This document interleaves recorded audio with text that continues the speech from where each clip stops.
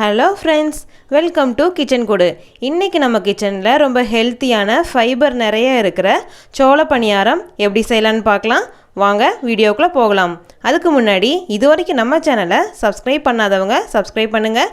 கூடவே இருக்க பெல் பட்டனையும் கிளிக் பண்ணுங்கள். அப்போ தான் நாங்கள் போடுற எல்லா வீடியோட நோட்டிஃபிகேஷனும் உடனுக்குடன் உங்களுக்கு கிடைக்கும்.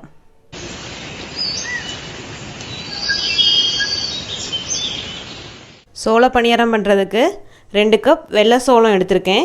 இந்த மாதிரி 2 கப் எடுத்து வச்சுக்கோங்க. கூடவே ஒரு 1/4 கப் வெள்ளை உளுந்து எடுத்து வச்சுருக்கேன். 2 கப் சோளத்துக்கு 1/4 கப் உளுந்து கரெக்டாக இருக்கும். எடுத்து வச்சுருக்க சோளத்தை ஒரு பவுலில் சேர்த்துக்கோங்க. கூடவே நம்ம எடுத்து வச்சுருக்க 1/4 கப் உளுந்தும் சேர்த்துக்கலாம். எல்லாம் ஒன்றாவே சேர்த்து ஊற வச்சிடலாம். அது கூடவே 1/2 டீஸ்பூன் வெந்தயம் சேர்த்துக்கோங்க. தண்ணி சேர்த்து ஒரு 2 மணி நேரம் நல்லா ஊற வச்சுக்கலாம். நல்லா கலந்து விட்டுருங்க. ஒரு 2 மணி நேரம் ஊறினா போதும்.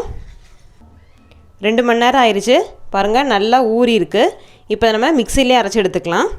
நம்ம ஊற வச்ச சோளத்தை நல்லா அரைச்சி எடுத்தாச்சு. பாருங்கள், நான் அரைச்சி எடுத்து 2 மணி நேரம் ஆகுது. நல்லா பொங்கி இருக்குது பாருங்கள். உப்பு கலந்து தான் வச்சுருக்கேன். பொங்குனா தான் பணியாரம் ரொம்ப சாஃப்டாக இருக்கும். நம்ம நல்லா கலந்து விட்டுறலாம்.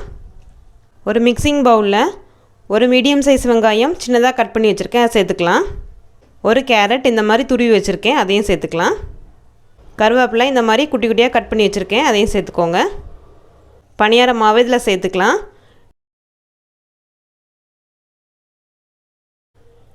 அரைச்சி வச்சுருக்க மாவு இதில் சேர்த்துட்டோம். நல்லா கலந்து விட்டுருங்க. மாவில் ஏற்கனவே உப்பு போட்டிருக்கனால நான் இன்றைக்கி போடலை. நீங்கள் உப்பு சேர்க்கலைன்னா இந்த ஸ்டேஜில் சேர்த்துக்கோங்க. மாவு இட்லி மாவு பதத்துக்கு இருக்கணும். ரொம்ப தண்ணியாக இருந்ததுன்னா 2 ஸ்பூன் ரவை சேர்த்துக்கோங்க. ரொம்ப கெட்டியாக இருந்தால் தேவையான அளவு தண்ணி சேர்த்து நல்லா கலந்து விட்டுக்கோங்க. ஒரு பச்சை மிளகா இந்த மாதிரி சின்னதாக கட் பண்ணி வச்சுருக்கேன், அதையும் இதில் சேர்த்துக்கலாம். சேர்த்துட்டு நல்லா கலந்து விட்டுறலாம். மாவு ரெடி ஆயிடுச்சு. இப்போ பணியாரம் செஞ்சு எடுத்துக்கலாம். குழிப்பணியார பேனை ஸ்டவ்வில் வச்சுருக்கேன். நான் நான்ஸ்டிக் தான் எடுத்திருக்கேன், அதனால் கொஞ்சமாக எண்ணெய் சேர்த்துருக்கேன். நீங்கள் இரும்பு கடாய் வச்சுருந்தீங்கன்னா கொஞ்சம் அதிகமாகவே எண்ணெய் சேர்த்துக்கோங்க. இப்போ எண்ணெய் நல்லா ஹீட் ஆகட்டும். நம்ம ரெடி பண்ணி வச்சுருக்க சோள மாவை குழியில் சேர்த்துக்கலாம்.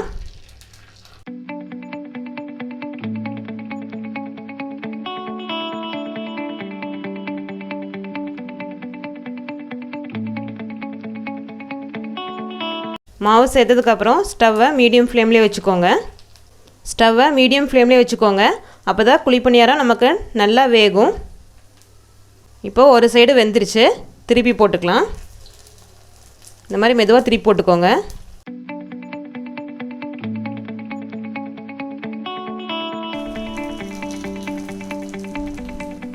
எல்லாத்தையும் ஃபுல்லாக திருப்பி போட்டுட்டோம். இப்போ அடிபாகம் 2 நிமிஷம் நல்லா வேகட்டும். இதில் நம்ம அரிசி மாவு எதுவும் சேர்க்கலை, அதனால் இது ரொம்ப நேரத்துக்கு ரொம்ப சாஃப்டாகவே இருக்கும். நம்ம அரைக்கும் போது வெந்தயம் சேர்த்ததுனால பாருங்கள், கலர் சூப்பராக கிடச்சிருக்கு, வாசமும் நல்லா இருக்குது. இதே மாதிரியே நம்ம எல்லாத்தையும் செஞ்சு எடுத்துக்கலாம்.